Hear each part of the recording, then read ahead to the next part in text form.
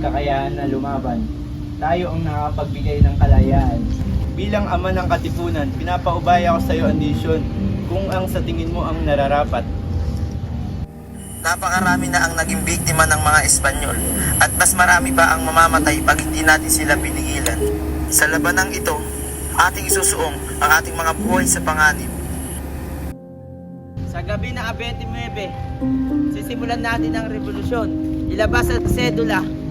Punitin ng sedula. Tipunan. Kailangan na natin wakasan ng mga ilan nagdaang taon ng pananakop na atin ng mga Espanyol. Kulang man tayo sa armas, mas malakas naman tayo kanilang baril at kanyon. Lalaban tayo. Anak tayo ng bayan. Atin ang lupain na to. Atin ang bayan na to. Mabuhay ang katipunan! Mabuhay! Mabuhay ang revolusyon! Mabuhay! Mabuhay si Supremo! Mabuhay! Ako si Andres Bonifacio, ama ng Himagsikan, kilala bilang Supremo, at ito ang aking kwento sa pakipaglaban para to sa kalayaan ng ating inang bayan.